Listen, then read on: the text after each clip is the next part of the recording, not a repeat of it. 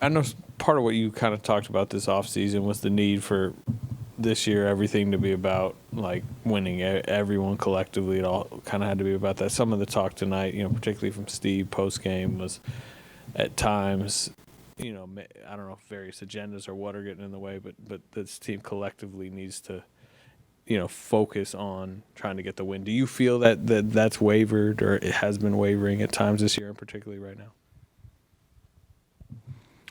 I mean, when you lose, like, you search for why you're losing, right? Like, and for the teams that are struggling like we are to find consistency,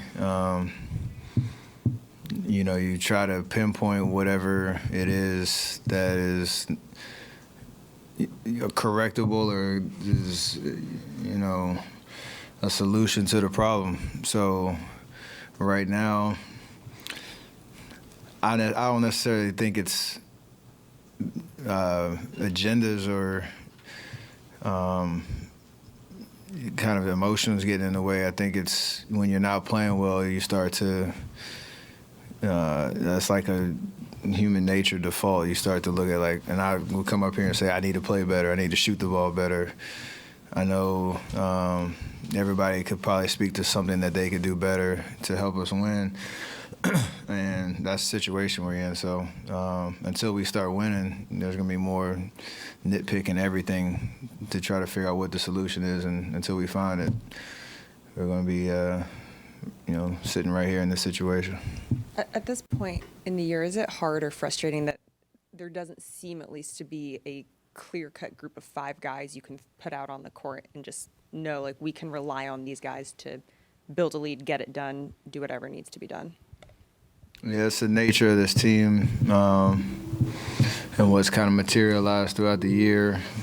We've experimented a lot, some for, forced reasons, some for us, again, just searching for an identity of what are our strengths and playing into that. And, we haven't found it collectively, so it's frustrating for sure. 32 games in. And,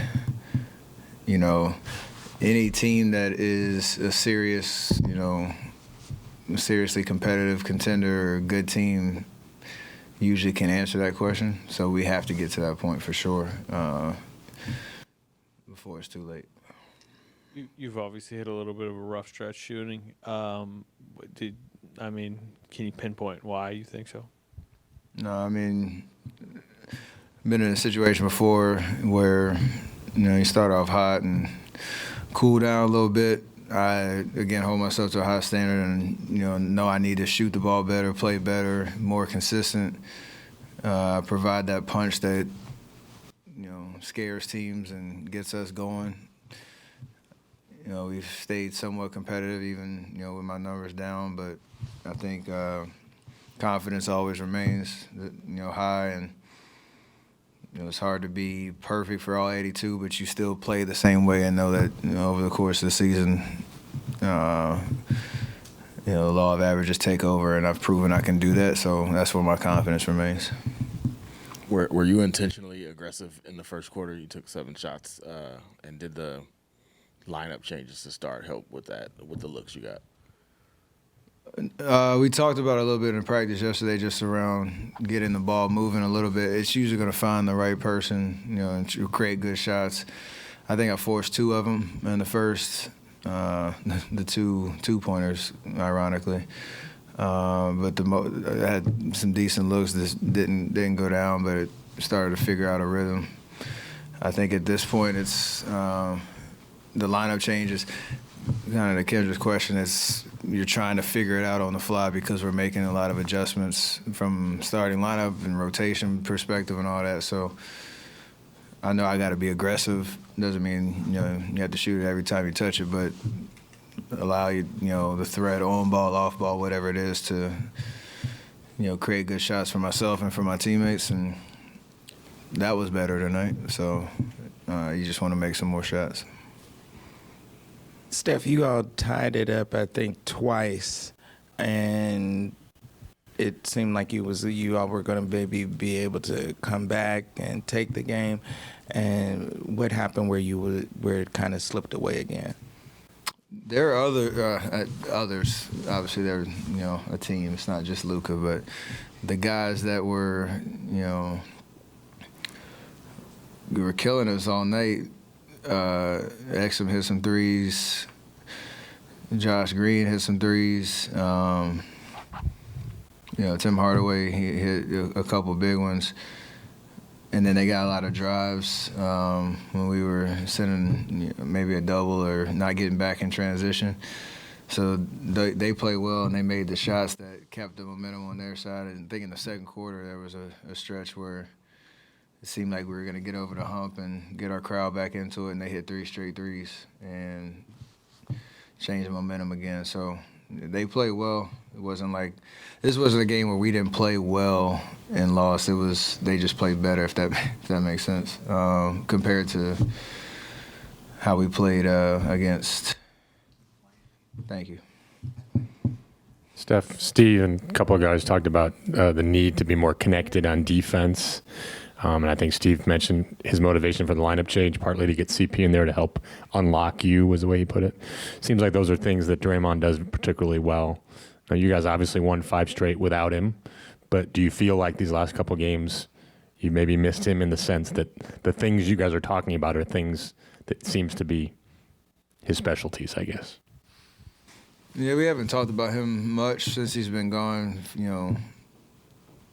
for a reason, just the space and, allowing him to make the progress he needs to make. But it's not lost that when we came into the year, nobody said we were going to be a great team without Draymond. And that obviously is our belief. Like, we're way better with him because of the things that he does, when he's out. And since he's been out, we've been trying to stay competitive. And we've won some games. We lost some tough ones. But with all the players that we can throw out there and that we have, and the way that Draymond was playing before the suspension, like, it's clear he's a huge part of what we do. And we're better with him for all the intangibles and the way that he was playing. But we have to stay, competitive while he's out for us to, not lose too much ground. And I think we can still do that for sure. Do you personally feel it in terms of trying to get the looks you're used to getting? Because you and he obviously have a unique bond on the court. It's a little different. I've most of the off-ball stuff, especially with him, is like the point forward type looks, and then obviously not other guys have had those reps, so it's a tough transition. So yeah, but still try to be versatile enough to. I've had some games where I've played to the standard that I expect, and I've had some duds for 2, and that might happen with Draymond out there, but it is a lot easier when you have your pet plays and actions that you're used to. We've had for the last decade, but got to make the adjustments while he's out. Is the new year like a checkpoint for you in a season? I know you mentioned something, I think it was in Oklahoma City, about wanting to correct stuff by the new year. I mean, do you view this as a time to step back and assess?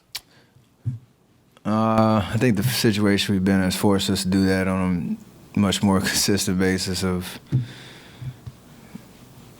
it's not like you're just coming in thinking you can just keep doing the same thing and expect different results. Like, we're actively trying to figure things out and having a lot of conversations and practice in the locker room on what those adjustments need to be and how we need to correct it. But,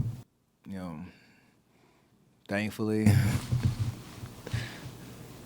if you look at the standings and where we're at, it's not as, it's realistic for us to go on a run and close some space, but you got to win games. So we have, 5 more games on the homestand.